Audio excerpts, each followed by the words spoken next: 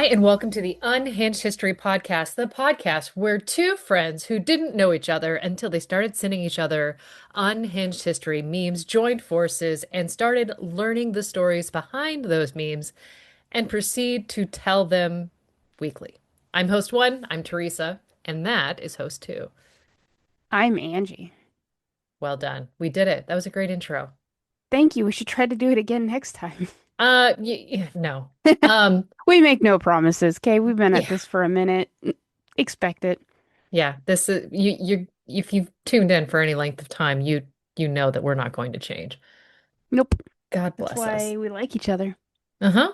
Um, Off air, Angie and I were talking. She's got a whopper of a tale, and I have one that ends on a kind of note. So even though technically it's Angie's turn to go first, I'm going to jump in just so I can make sure we don't head into this weekend. Um, really questioning our life choices and thinking At about least not unfollowing. because of us. Yeah, no, you've got your own reasons. Don't let us stand in the way between, how your parents and priest are let down. But on that note, um, I'm gonna jump in. I'm gonna tell you the story of Elijah Parish Lovejoy. Okay. I can't Okay, say this name rings a bell off the top of my head, so I'm excited. fabulous. I've got a list of sources. They are the Human Trafficking Institute on this day in history, abolitionist Elijah Lovejoy killed by a pro mob. Nope, killed by a pro-slavery mob by Molly Wicker. Color Conventions Project, Henry Highland Garnett's Addressed the Slaves and Its Colored Conventions Origin, The Murder of Elijah P. Lovejoy, Journal of Illinois State Historical Society, 1998, Volume 108, Number 2, Summer 2015, Elijah P. Lovejoy, Anti-Catholic Abolitionist by John A. Durk. Almost done. I lied, I'm halfway.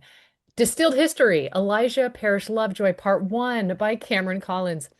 Law and History Review, Volume 24, Number 3. The Law and Mob Law in Attacks on Anti-Slavery Newspapers from 1833 to 1860 by Richard B. Kilbowitz. And the PresidentLincoln.Illinois.gov website, The Murder of Abolitionist by Jacob K. Prefeld, and several podcasts.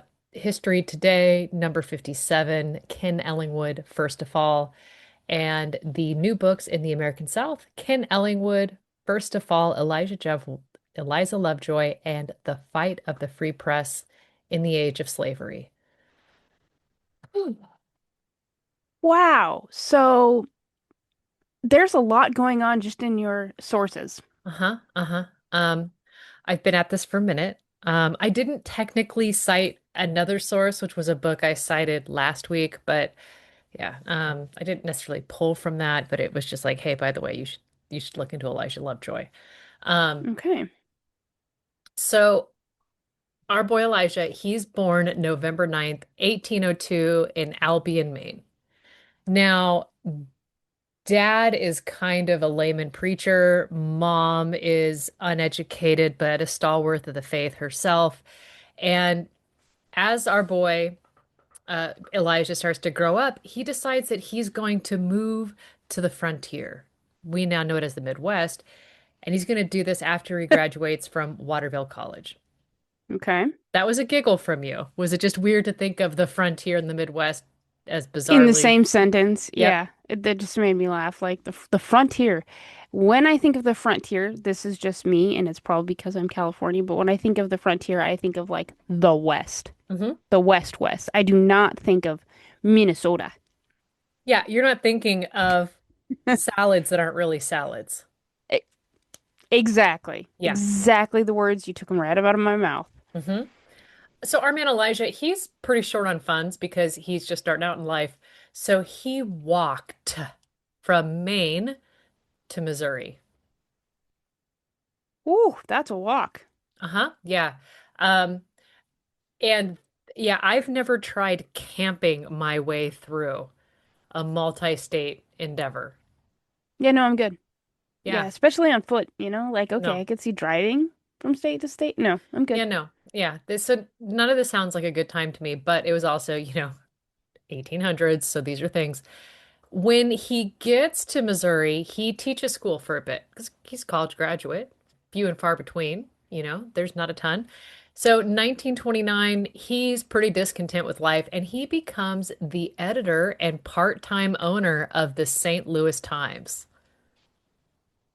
That's a swing, but It- also I can see it working. right now, it's crazy to know that newspapers during this time, they're not quite like how you and I think of newspapers.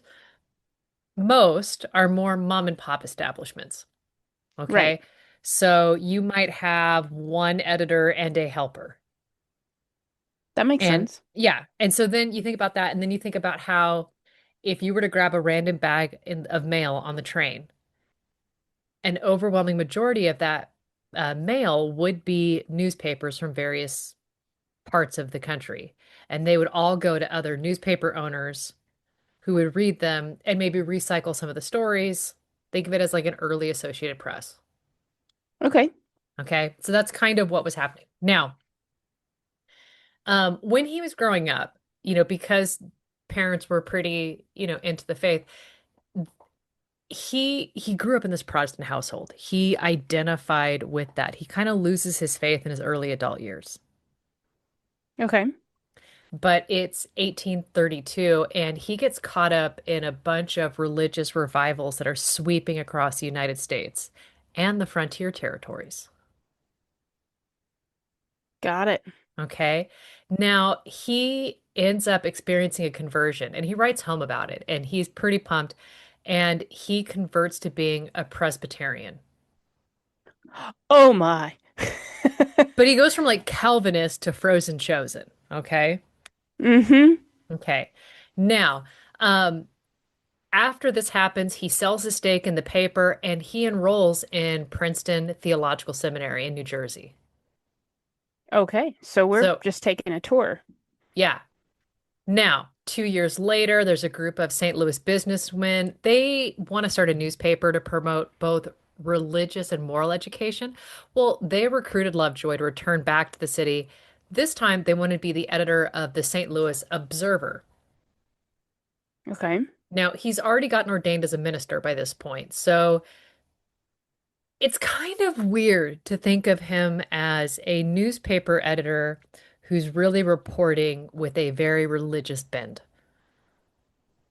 Yeah. No, that makes sense though. I mean, like it makes sense, but I just don't know of any real strong equivalents that we have.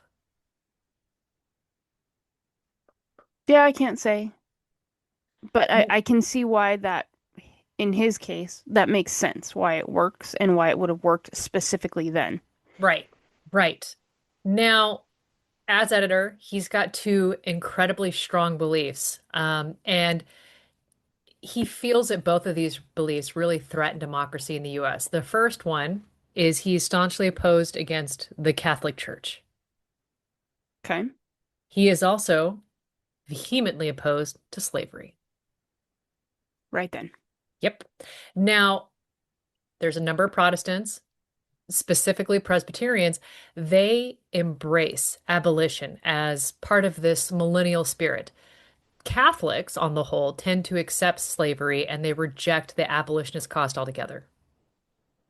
So this dovetails nicely for him to hate both. Yeah.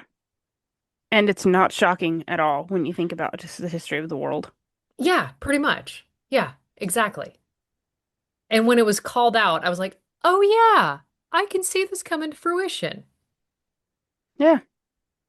Now, he ends up getting a couple of pretty strong abolitionist friends. One is a dude named Edward Beecher. He's the brother of Harriet Beecher Stowe, who was the author of Uncle Tom's Cabin. Okay.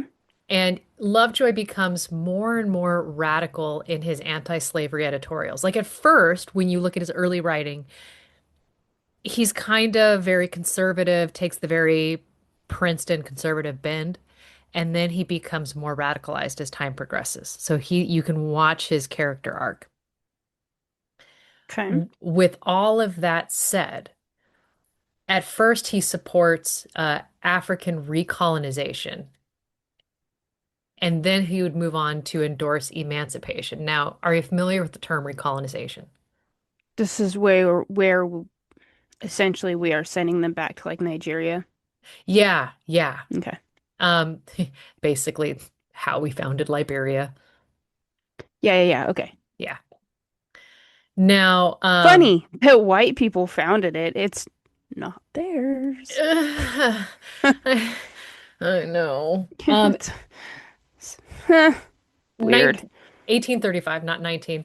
Um, That'd be I wild. know, right? This is me not being able to read numbers aloud. Per usual, our man Elijah, he sanctions abolition in DC. Then by 37, just 2 years later, he's championing immediate universal emancipation. I like it. Now, this is great, but if you'll remember, immediate emancipation is something we talked about fairly recently in episode 153 when we were talking about Antonio Cancelero. Hmm. And this is, when Brazil pulled this move for immediate emancipation, and then suddenly the whole country fell flat on its face because they didn't have the infrastructure to This support. doesn't work. Yeah, like they did not create a plan to deal with not having the labor that they had been relying on. I feel like we see this again later. I mean, hold that thought. Now, so Lovejoy, he's doing a ton. You're not going to accuse him of not being extra. Um, I because don't think there is a single person in any of our stories that could not be accused of not being extra. yes, yes. So he's living in a slave-holding state, and he's holding these radicalized views, and he's publishing a paper in which he loudly pronounces his thoughts and feelings. Good on him. I see this going very badly very quickly. Next line, Lovejoy's editorials raised local anger, Oh, shocking. I was right? right. Yeah, I mean, little did you know.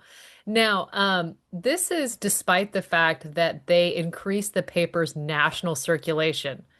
So, surprisingly, just because he's selling a ton of papers nationwide, that doesn't please the locals. Weird. Now, there's a group of local citizens, including a bro named the future Senator Thomas Hart Benton, and he declared that freedom of speech did not include the right to speak against slavery. No, freedom of speech includes exactly that. Well, okay, but see, like up until this point, there hadn't been a full-on definition on what that really means. Oh, And weird. so I still don't feel like that definition's been clarified. we've had a couple of like Supreme Court rulings, like Moments. yeah, like we've had moments where we have started to grasp and we've set precedents. None of that has happened yet. Right. This makes sense. And so our man Lovejoy, he's kind of just going to stand on business because he's like, it's written down in that document. So I'm going to do what I'm going to do. You don't like it? Kick rocks. Don't read the paper. Suck it. There you go. Problem Yeah, solved. Keep scrolling. basically. Now, there's a ton of opposition. It continues to increase. And as it does, he doubles down on his own feelings, not totally because of his beliefs on slavery. Like he believes those things, but he believes more that he should be able to say whatever the hell he wants. Got it. And so, a little column A, little column B. Hey, whatever works. Right. And I'm pretty sure he's doubling down on his own thoughts because of the opposition. Well, yeah, you got to stand your ground, man. You said what Exactly. you said. He writes his brother a letter, and the letter's dated November 2nd, 1835. And in it, he writes, I'm accused of being an abolitionist and threatened in the papers of the city, as well as the various places in the state with violence. I expect it. I expect that I'll be lynched or tarred or feathered, or it may be hung up. All are threatened. Well, at least he seems comfortable with his decision. I mean, like, I read it in a very lackadaisical fashion, but that's how it felt to me. He's just like, meh. Well, I mean, when you write that letter, you are thinking, in my opinion, you don't you don't write it because you're scared. You write it because that's what you expect. Yeah, it's like, look, on Tuesday, I'm going to Yeah. be tarred or feathered. And if I'm not tarred, maybe I'm going to go meet my tree. We'll see, huh? Now, April of 1836, this is a pretty dark spot. There's a free black man whose name Francis McIntosh. He's involved in a scuffle on the riverfront at St. Louis. It starts when there's an unruly sailor who's attempting to avoid arrest as McIntosh is just standing nearby. Now, Okay. everything that follows, it really depends on what source you read. What it boils down to is McIntosh is arrested and taken off to jail. Reasons unclear. Okay. That's what it all boils down to.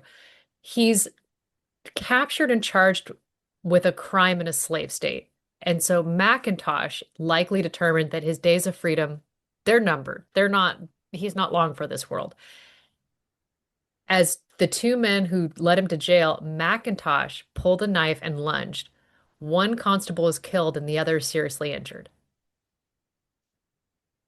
Because I might as well give it a go. Right, like best case, I escape. Worst case, I'm condemned to the fate I'm already condemned to. Yeah, okay. I can see Now, it. That makes sense to me. McIntosh gets captured again. He's locked back up in jail, and news about this spreads just like wildfire. And some are suggesting that he should be burned alive. Dang. We Yeah, can't just go with a regular hanging? no, because there's a large mob that gathers around the jailhouse. There's over 2,000 enraged citizens clamoring for justice. It's not long before they break down the door and they pull McIntosh from his cell. He's dragged to the edge of town, chained to a locust tree, while wood is piled around him. Good Lord. And this is where I stopped recording what happened because there are very detailed descriptions. Okay, thanks for. Yeah. Now, Elijah Lovejoy, he is absolutely appalled by this series of events. And so he goes on the attack because he's Good. got a platform. In his next editorial, he harshly condemns the actions of the mob. He's lamenting the lack of lawful society in St. Louis and proclaimed it to be savage barbarity. Doesn't sound wrong to me. No. And then he called for those who participated in the lynching to seek forgiveness. Okay. Oh, right, because we're also theology, so Yeah, I please mean, go look, pray. we're a minister, so I'm pretty sure he believes that you should repent and also get your lickings as well. I say that like I know. I don't know, but that's what it But it sort of feels like, sounds that right? way. Yeah. Yeah. So the court convenes to investigate the lynching, and there is a judge whose name, I cannot make this up, is Luke Edward Lawless. Now, Lawless. Luke Lawless. Edward Lawless. So Judge Lawless, Love this. he's a slave owner himself. Of course he is. And he doesn't have a like rough culture in the city. Of course, it's the frontier. What did you expect? He doesn't really Yeah, okay. care. Because why And would he? yeah, so he proceeds to make a speech, one of Okay. the most amazing speeches in the nation's courts. And he addresses the grand jury. And he stated that the death of Francis McIntosh, it's unlawful. It is tragic. But he tells the grand jury not to indict anyone or hold them guilty of the crime because thousands are involved. And I mean, there's just too many. To quote Bubba Sparks, you can't arrest us all. Find the ringleaders doesn't seem like it would be that difficult. Who was the one who lit the match? You say that, but Lawless is quoted in saying the case is, quote, beyond the reach of human law, unquote. Well, I guess if you've got 2,000 people standing around, it's really hard to see who has the match in the first place. Whatever. Yeah, Okay. they're all blind in one eye. And I heard my mom, so I had to turn around. Yep. So Lawless then goes on to hand out papers of Elijah Lovejoy's St. Louis Observer, and he hands them to the jury. And he starts reading very specific anti-slavery quotes from Lovejoy's publication, and then stated that it's newspapers like Lovejoy's Observer that fanaticize the Negro and excite him against the white man. No words. his last name is something he lives up to. Now, by doing so, he is just heaping the blame on Lovejoy's shoulders. Yeah, it sure And looks that way. then he goes on to ask for action against Lovejoy, asking the grand jury to consider what could be done about a press that causes, quote, widespread mischief, unquote. No, mischief is what you do when you're causing fun. He is speaking truth. And lawless is inciting violence. In fact, Now, apparently, as tension continues to ratchet up, Lovejoy never attributes it solely to his position on the slave question,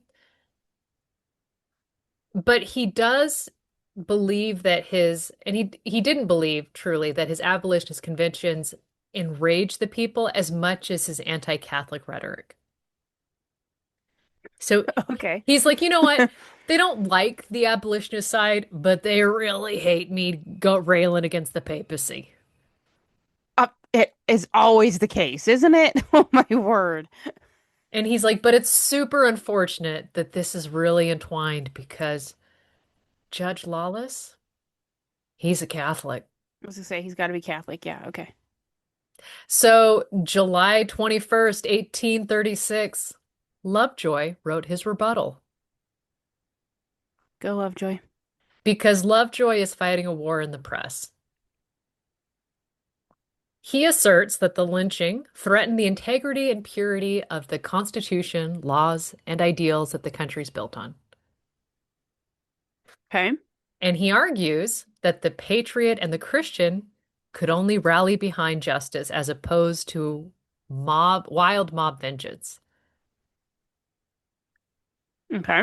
And he describes the spirit of mobism, and I like the word mobism. I think that's a new favorite, and lawlessness, and men and communities as breaking over all restraints of law and shame, which show that man is yet a fiend at heart. Okay, can I just tell you that while you were reading the sources to me and you mentioned Catholics, I really thought we were talking about the mafia. I mean, okay, like, look, this kind of has that same feel. It really does. When you said mob, I'm like, oh, this is gonna be interesting. You I know, it's forgot mob as in like a mob of people. yeah, yeah, less Tommy guns and yo, Tony, you got that protection money. Yeah, exactly. Now, apparently, the night that that final editorial is published, there's a group of men that kind of group up, kind of mob, if you will, and they gather in St. Louis. They're banging a drum and they're marching through the streets. Of course we are. I have never been a part of a protest or a riot, particularly one where there is a drum involved. And I feel like we need to up our ante Yeah, we were missing out, I think. because they have this drum, this mob. It grows to over 200 men.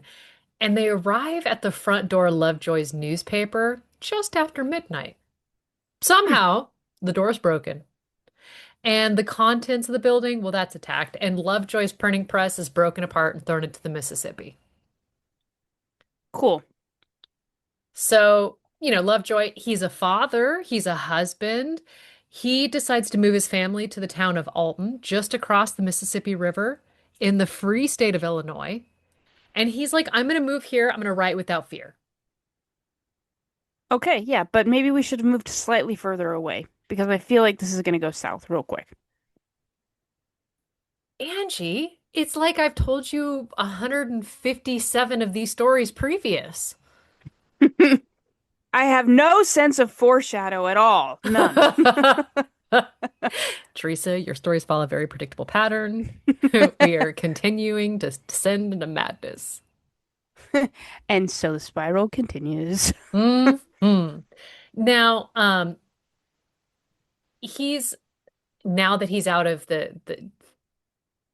harm's way, if you will, and the city's pro-slavery residents, he really thinks that Alton, Illinois is going to be so much safer.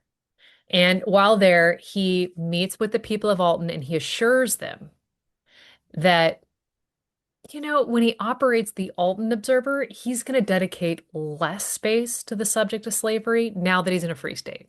It's like we don't even need to argue it so much, because we're already in agreement. It doesn't exist here. That I'll makes still sense. I'll Okay. still do a little bit, but I'm not going to go as hard. Because why do I have to go hard when my readers are already free slavery? Like that makes Yeah. sense.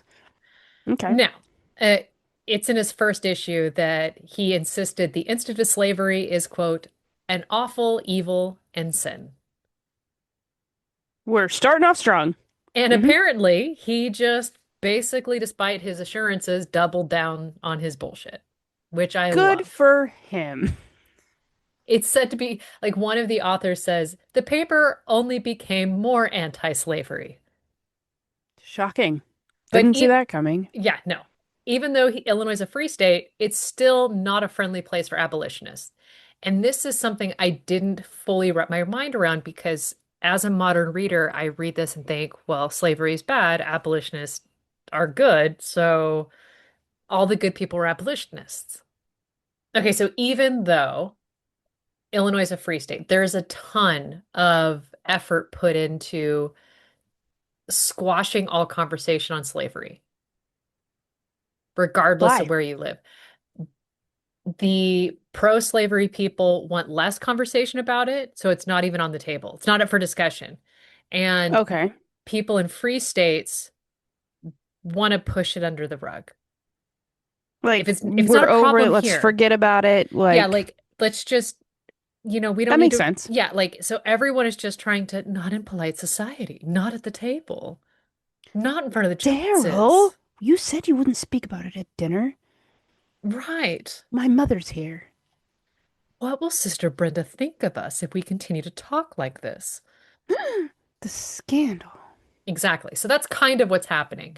Now, and it was weird, right? Because this is happening even though most Illinoisans believe that abolitionism is a form of New England extremism. So that's really part and parcel. Like the Illinoisans are like, that's just some crazy New England liberal BS or whatever, That sounds familiar. right? Like so it's just, yeah, we're nothing if not consistent.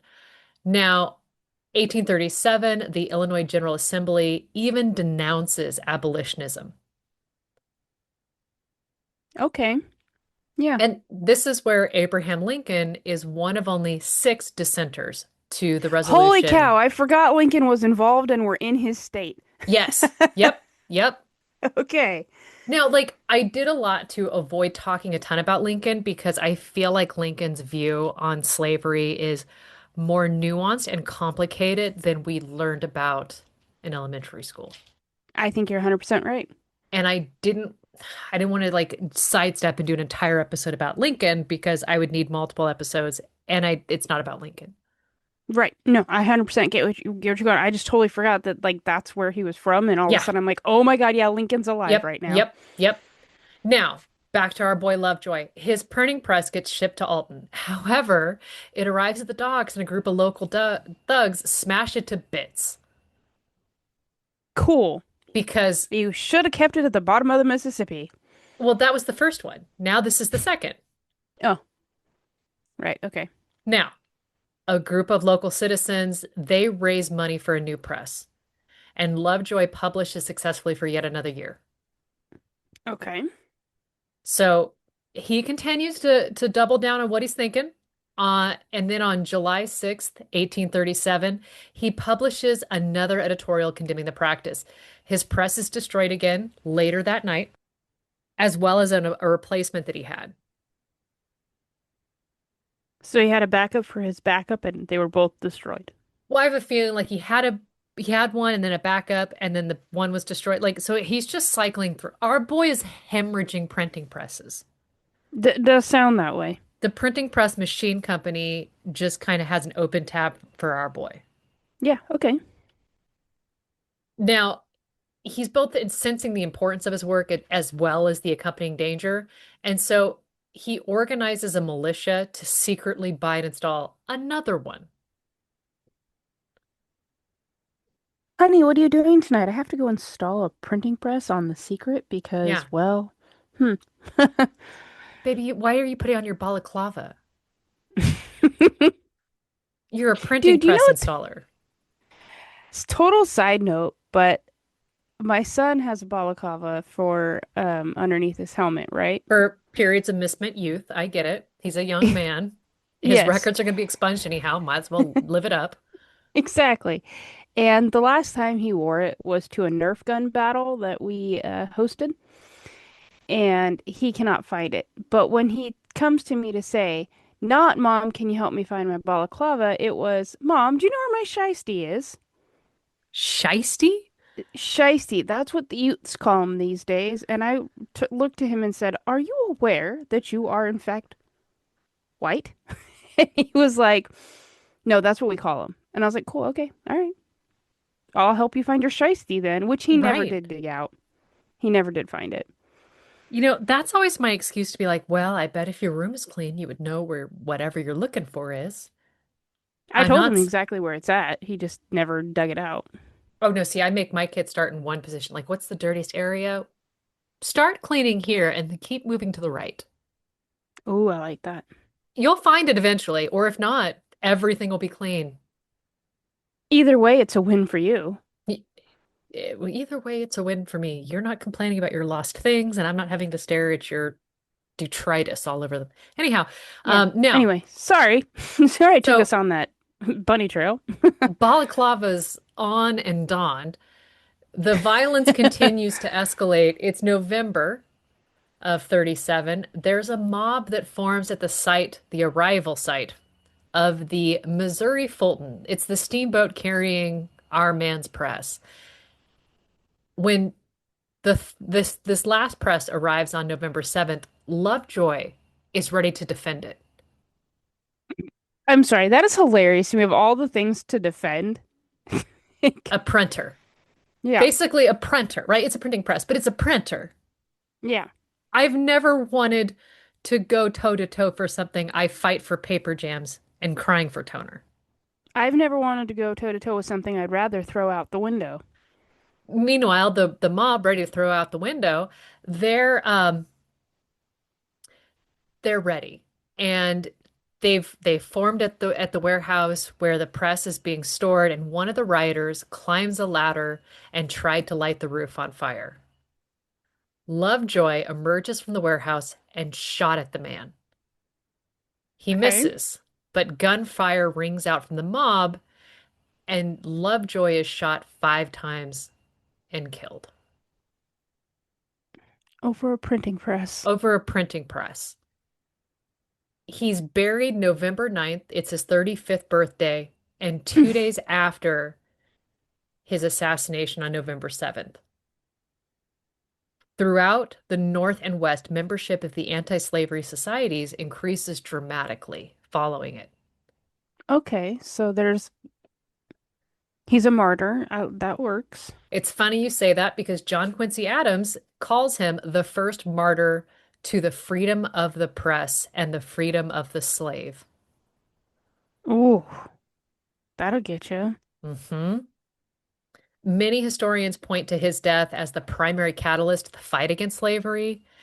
History also remembers Lovejoy as the defender of the First Amendment freedom of the press, which he's remembered as the first of more than 2,200 names of Washington, D.C.'s Newseum Journalists Memorial.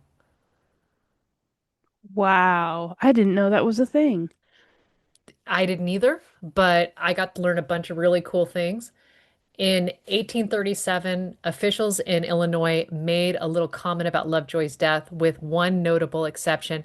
There is a 28-year-old state representative named Abraham Lincoln who stated publicly, "Let every man remember that to violate the laws, to trample on the blood of his father, and to tear the charter of his town and his children's liberty. Let reverence for the laws be breathed in every American mother. In short, let it become the political religion of the nation." Ooh, dang. Bro was 28. It's not hard to see how he won his presidency if that's what he's saying at 28. No kidding. Now, 2 year or 20 years after Lovejoy's death, just before becoming president, Lincoln wrote to his friend, the Reverend James Lemon, reflecting on, quote, Lovejoy's tragic death for freedom in every sense marked his sad ending as the most important single event that ever happened in the New World.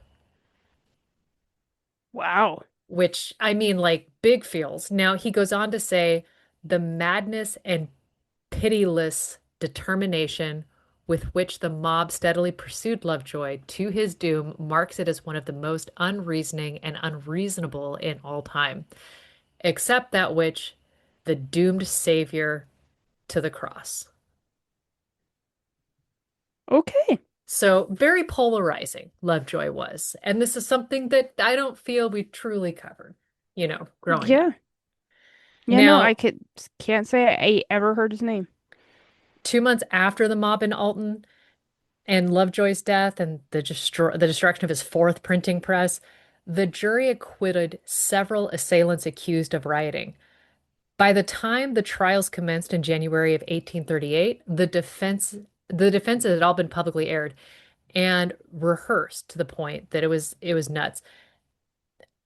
There's well-attended meetings that happened long before the attack occurred. The mob's leaders had taken special care over several months to really lay a strong legal foundation for their action. Most notably, the Attorney General of Illinois led the pre-attack rhetorical justification and the post-attack courtroom defense. And in the end, the jury found that resorting to forcible measures in such circumstances did not fall outside the law. Are you kidding me? Yep. Wow. Yep. Yep. Wow. Okay. Hmm. And that is the story of the tragic death of Elijah Lovejoy. That's hmm. Well, okay. Man stood on business. Uh-huh. That he did. Yeah, I can appreciate that. Wow. I once again have no idea how to just segue. Um, I mean, look, I am very you're consistent. you're so good at this. All right, well, we're gonna I guess we're just gonna fast forward through history for a little like just a little bit. I'm gonna start with my sources. Let's go. That seems like a place to start. Peter Crutchley, writing for BBC News in January of 2015, has an article called Adrian Carton de Wiart, the Unkillable Soldier. The Imperial War Museum, I'm only citing this as a source because I love the Imperial War Museum and because the art is fantastic, has his portrait on their website. Samantha Franco, who we have heard from before, writing in an article for War History Online in May of 22, writes Adrian Carton de Wiart, the unkillable soldier who frankly enjoyed the war, and a really great YouTube video by Biographics, the most badass soldier of all time and a real life action hero. So I am fully into my January shit. Um, and the month is almost over. Our man.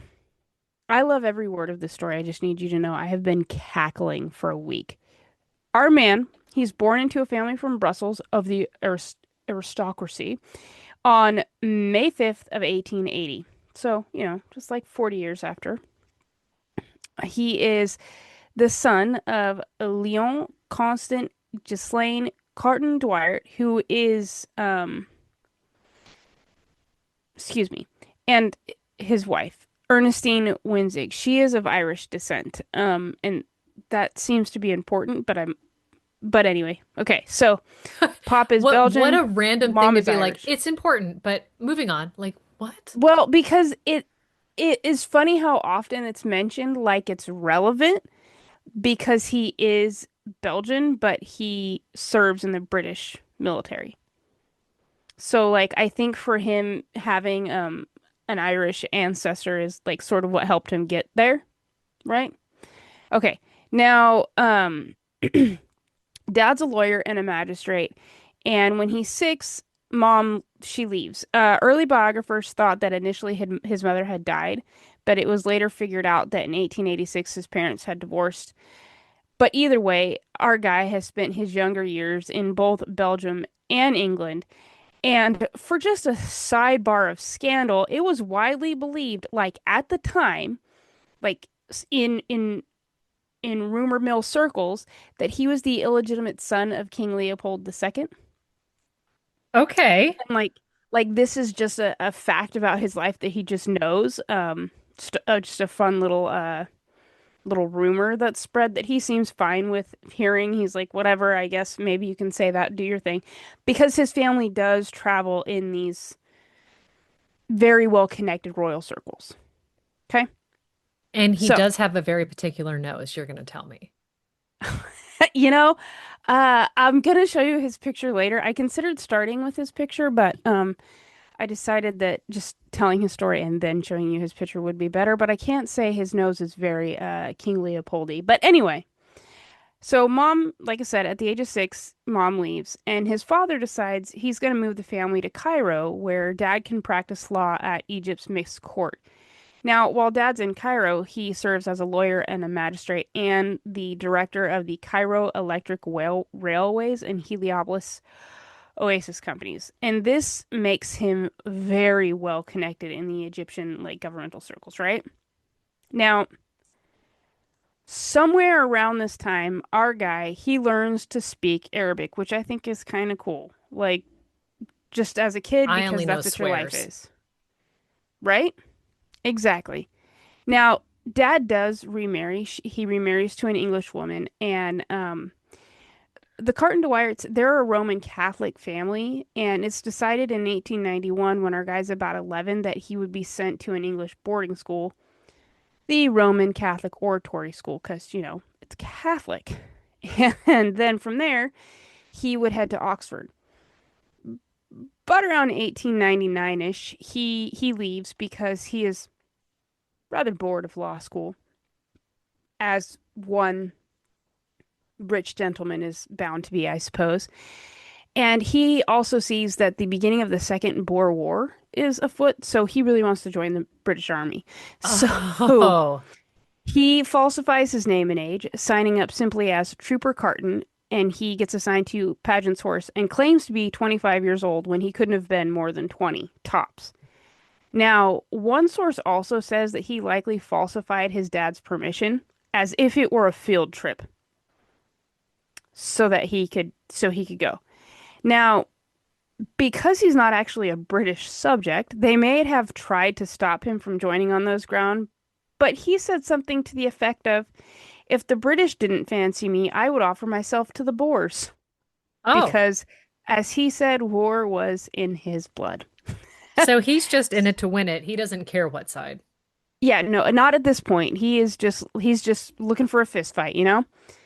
So he leaves for Africa with Pageant's horse, and Pageant's horse is like an elite imperial human outfit. So, Wait, wait. He basically joined special forces as a child, like well, 20. he's 20. Yeah. Now, while fighting in the Second Boer War, he is shot in the stomach and the groin and is forced to return to England to recover. When asked if there were many of the enemy around at the time of the attack of like the time of his injuries, he says, no, but the few who were very good shots. Yeah. Now, dear old dad, he is none too happy to discover that his son was in fact not at university and is wounded, no less. Surprise. Hi, Pop, I'm home. But he allows him to remain in the army.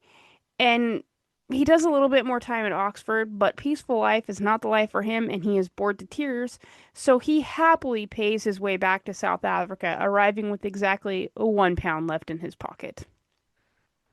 So he has made it, but he is now officially broke. This is the point at which he is commissioned into the Second Imperial Light Horse. And almost as soon as he's commissioned, he gets promoted to corporal, but within 24 hours is demoted of that promotion for threatening to hit a superior. Yeah, bosses typically don't appreciate that move. Typically, not no. But he would be given a regular commission as a second lieutenant with the 4th Dragoon Guards. One source suggests that he may have bought that promotion to the second lieutenant, which I think is hilarious. With I the didn't remaining know. pound? I have no idea how. I'm sure. Okay, so in his second attempt at the military, Dad did like he did approve of it. So he is not hurting for cash. I'm sure he can just write a letter home and Dad's gonna mail more. But when he arrived back, he was broke. I'm unclear that I didn't know you could buy your promotion, but Oh it's yeah, no. possible that's what he did. That's how they did it back in the old days. Yeah, I mean, sort of makes sense. I just didn't like it never really like clicked into my head, but it works the same as like the whole nepotism anyway, right? Like it's the exact opposite of getting your son a desk job. You can buy your son a promotion. Right. Well, I mean, if you buy him a high enough rank, then you know he's safe because he's not on the front line. He's not the cannon Right. fodder. But our guy, no, he's all about the front line. He would get promoted to lieutenant on July 4th, or excuse me, July 16th, 1904, and then he would be appointed an aide-de-camp to the commander-in-chief, Lieutenant General Sir Henry Hilliard, the following July. Now, during this time, his duties are super light, and that gives him times to do things like play polo and other sporting things. At some point, the sources aren't real clear here on the timeline, but by the end of the Second Boer War, he had applied to go to British Somaliland to hunt this man called Muhammad bin Abdullah. But instead, at least at this point, he is sent to India where he would be bored again, but find a great love for something called pig sticking. Pig sticking? Pig sticking is this hunting sport where you on horseback with like a large, what I can only like a staff, like a spear. Okay. You chase the boar and you stab it. Like that's my So, understanding. So he like did, playing Matador on horseback, but with a pig. yeah. That's actually perfect. During one of these hunts, he falls off his horse and the horse falls on him and he cracks several ribs and an ankle. While he's in recovery, he has an argument with a servant and he pleats him with like pelts him with stones and then he shoots him in the butt. That's not a good boss. So he's an awful employee and an awful employer. It sounds like it, right? His commanders are not real pleased with this outburst, so he's jailed, but he's not demoted. And then he's transferred back to South Africa by 1904. According to him, he says good riddance, India. He was never a big fan, so to say the least, the transfer's cool with him. By 1907, he had served in the British Army for 8 years, but was still a Belgian subject. So on September 13th, he took the oath of allegiance to Edward VII and was formally a member of the British Commonwealth. In 1908, he was returned to England, where again his duties were light, which allowed him time to travel and cause young man problems. Think, drinking, gambling, that sort of thing. Womanizing. Yeah, but he's a big fan of the area of Austria-Hungary. He loves to hunt, and there's some really great hunting there. So he's sort of going there a lot. And there he meets a Austrian countess called, are you ready for this? Frederica Maria Caroline Henriette Rosa Sabina Francesca Fugger von Babenhausen. This is this is insane because I know all of Hmm. those names. Like it's just All of the names separate make sense. Together, it's a salad.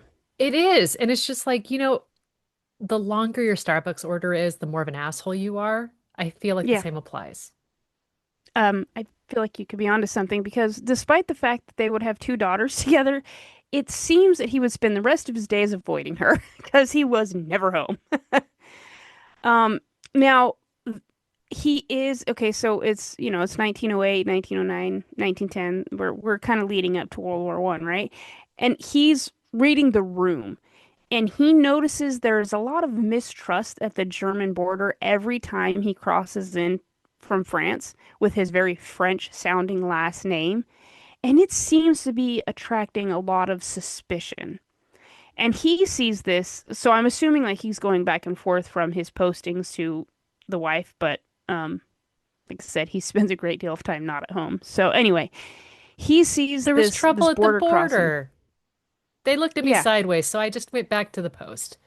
yeah. He sees this as signs of rising tension and this impending war, right? Like he's pretty good at reading the room, and he's right because when World War One breaks out, de Wiart, he's on his way to British Somaliland to take part in the hunt for Muhammad bin Abdullah, the mission that he had applied for earlier, but ended up in India. So he goes to Somaliland and he is with the Somaliland Camel Corps, which I didn't know was a thing. Yeah, that sounds made up. Yeah, and he's fighting against this dervish state that bin Abdullah has going for him, and he is seriously injured.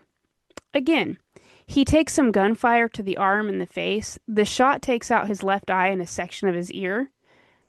For those counting at home, he's officially been shot and wounded 5 times. And he's not even officially on the front line of World War One yet. This sounds like just he's in the Deadpool. He is the Deadpool. That said, his remarks on the battle that took his eye, well, it had been the most exhilarating fun. He would receive the DSO and a glass eye for his efforts here. I'd want my glass eye on a pillow given me by the king. Thank you. Thank you. The BBC says of his recovery of that particular wound that he, quote, returned to England to recover in a nursing home in Park Lane. He was to return to this same place on each subsequent occasion he was injured.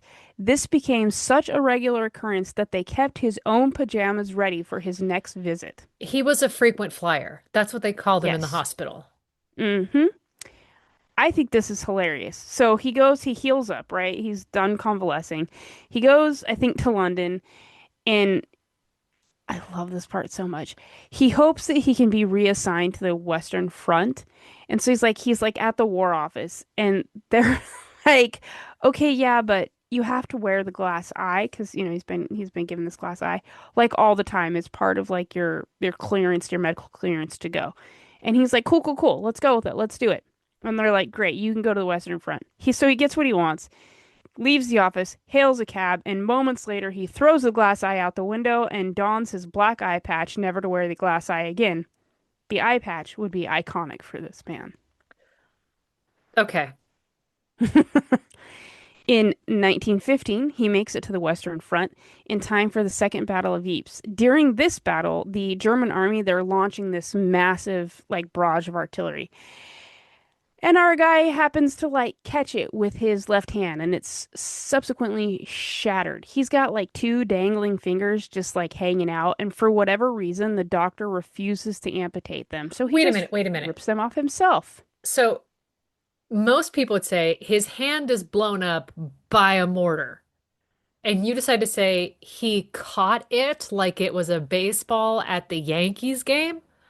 I'm just saying his hand was in the way. Shrapnel, his wristwatch explodes, a whole thing happens. So how else do you picture this happening other than him just catching this barrage? Okay. Right? Okay. Like he gets long story short, his hand gets shattered in this artillery barrage. Two fingers are dangling off. The doctor, for whatever reason, just can't, he is not okay with amputating the fingers, so he just rips them off himself. Yeah, this man's Deadpool. You're not going to convince Right? me. He has Ryan Reynolds' voice. All over the place, right? Now, later that year, a proper surgeon would actually amputate the entire hand. So he has got an eye patch and no left hand. But that doesn't stop him because during the Battle of the Somme, he is said to have been pulling pins from grenades with his teeth. I'm surprised he didn't take his shoes off and use his toesies. I mean, he would receive the Victoria Cross for his actions.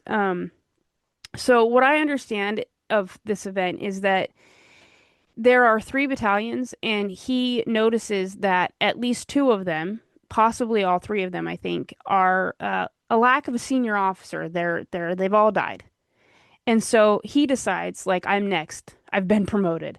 Battlefield Um, promotion, battlefield self-promotion. Right. And so he just takes command of all three battalions and then proceeds to himself recognizing that sending a messenger to keep like information flowing is going to be too dangerous. He just does it himself, despite the circumstances. So He he is plays sending, messenger himself? he plays messenger and commander himself. So he is keeping all three groups maintaining their lines and their morale despite the dire circumstances they were under, because this is the Battle of Somme. His citation reads, "For most conspicuous bravery, coolness, and determination during severe operations of a prolonged nature, it was owing in a great measure to his dauntless courage and inspiring example that a serious reverse was averted. He displayed the utmost energy and courage in forcing our attack home. After three other battalion commanders had become casualties, he controlled their commands and ensured that the ground was maintained at all cost. He frequently exposed himself in the organization of positions and of supplies, passing unflinchingly through fire barrage of the most intense nature. His gallantry was inspiring to all."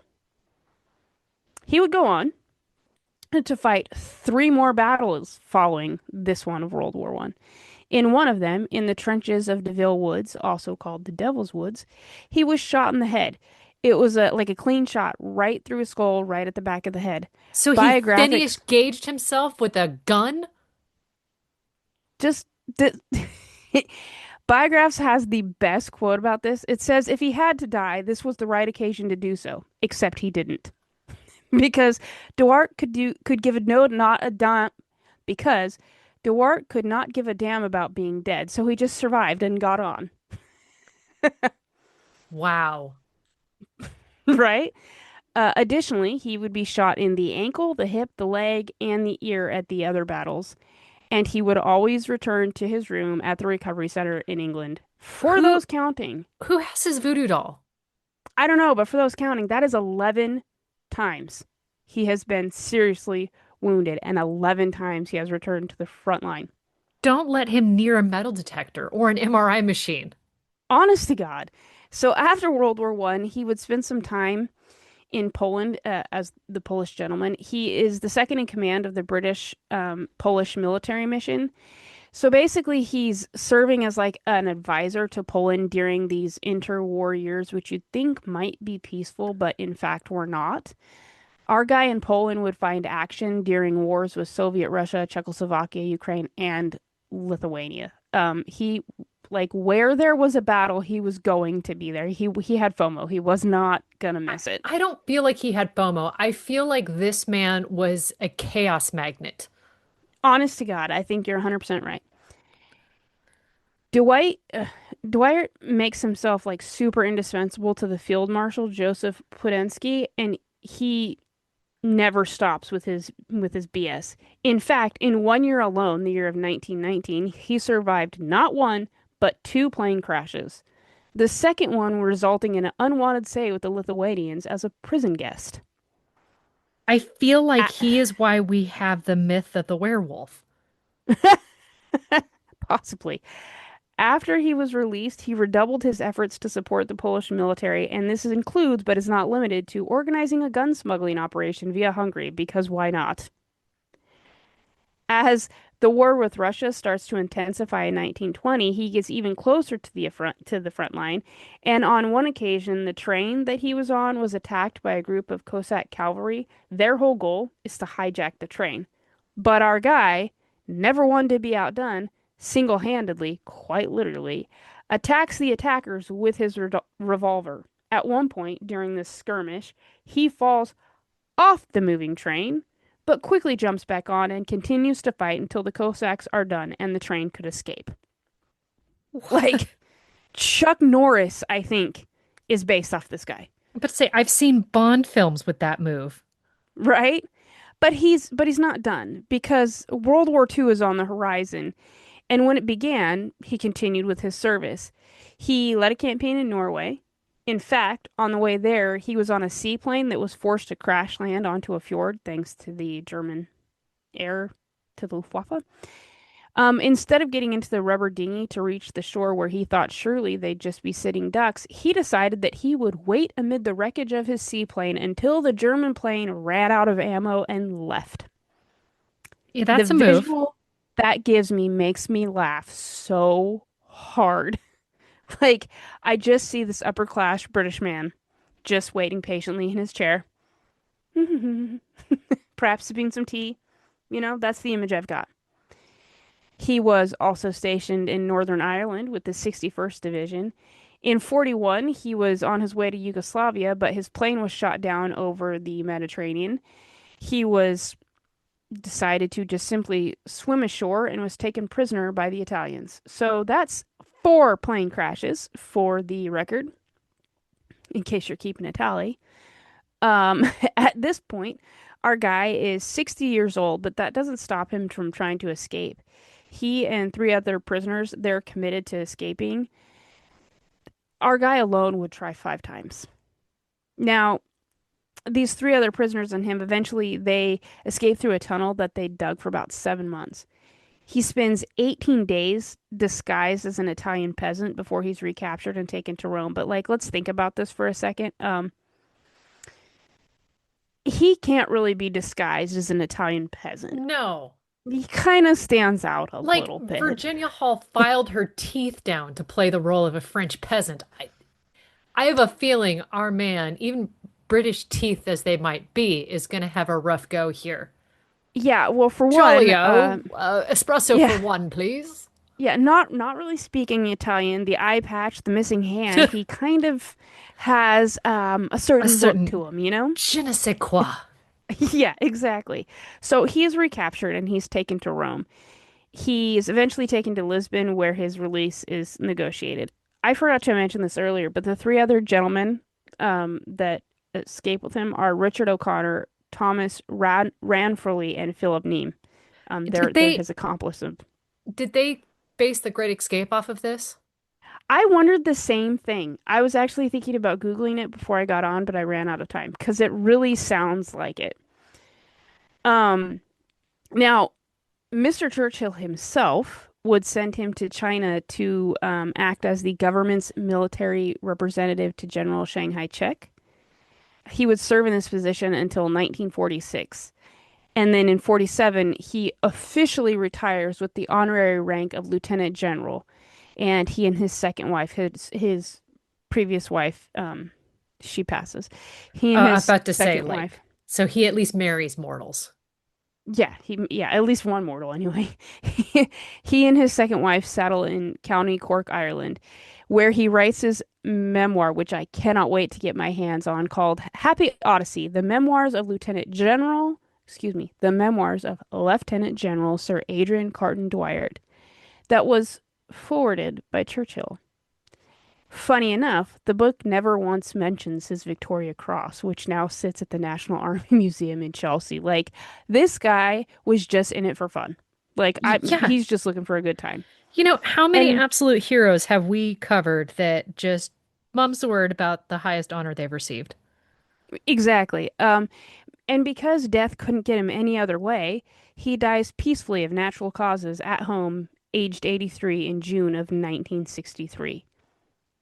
Because honest Wow. to God, I think if he was awake, death would have ran.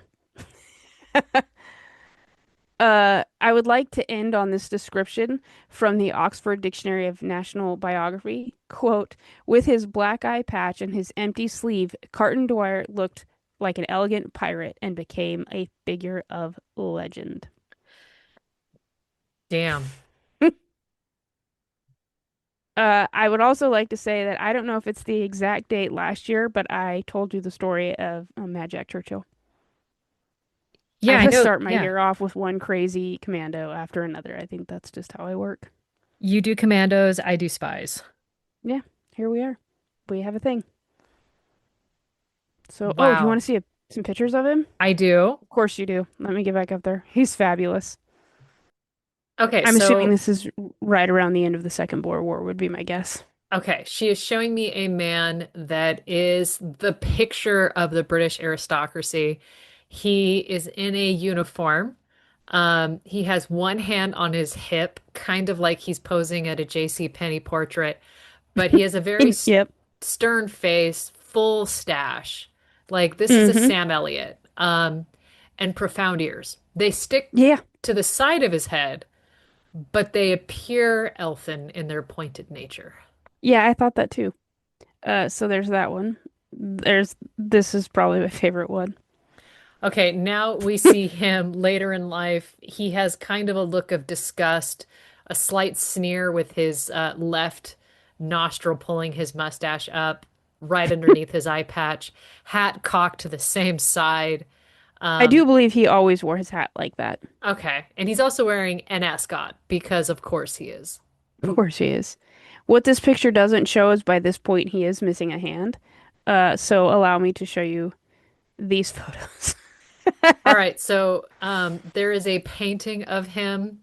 He is looking at the camera. The mustache has started to fill out a bit more, as well as his eyebrow has climbed up in a sassy arc. Um, and the eye patch does make him a little bit more pirate-like. And he It does. has his one hand over the missing one. Hmm. And then the second one, you don't notice that his hand is missing because he is like draped over an outdoor chair. He's just And that, lounging. yeah, it's just jacket is not pinned to like the sleeve is not pinned to his side. It's just on the edge of the chair, so you ignore it. And he is just playing with a pipe, and he is full military regalia. Yep. Living his best old man life. So for the count, he was majorly wounded 11 times and survived 5 plane crashes. Yeah, I, So, yeah, Deadpool, is that you? at some point, other people would have asked, "Am I cursed?" You would, right? Yeah, you would think. Uh, he was just, no, he was here for a good time. He was here for a good time. Yeah, that's my guy. I've never heard his name. I can't remember how I came across him. It might have been Ian, but when I read that he had been like eye patch, no hand, and still like at the War Office, can you put me in, coach? I was like, this is my kind of guy. Let's see what he's up to. And the best part is, if you look him up on Wikipedia, this is at least what I consider the best part. If you look him up on Wikipedia, at the very bottom of the page, it gives um like other stories that might be interesting. The only one that pops up is Mad Jack Churchill. And that made my Wow. whole day. I was Because like, oh, that's my guy. if you like this unhinged bastard, wait till you hear about Mad Jack. Yeah, it was exactly where my mind went was like, oh, so they are two fellows of the same two peas in a pod, if you will. Okay, Um, so they'll accept him, battle hardened and blooded and missing pieces, but they won't allow Virginia Hall to go back in. I think it's funny that you say that because Owen and I were talking about him today. I think the high command must have just took one look at him, looked at each other, and said, "Well, are you gonna tell him no?" Like, Yeah, maybe this will be the final time. Maybe they'll finally get him. But if I he think dies, death he's not our itself was problem. like, right. I think death itself was like, if he's awake when I come, I don't have a chance. We had that quote about somebody recently, and I can't remember who it was. I know I've heard that, read that, and I can't recall. I do This, remember us saying that. yeah, and that's gonna drive me nuts. Okay, well, if Yeah. that's, let's, how about this? If that's going to drive you nuts, then rate, review, subscribe, send that to somebody else who might actually know the answer to that riddle. And on that note, goodbye. Bye.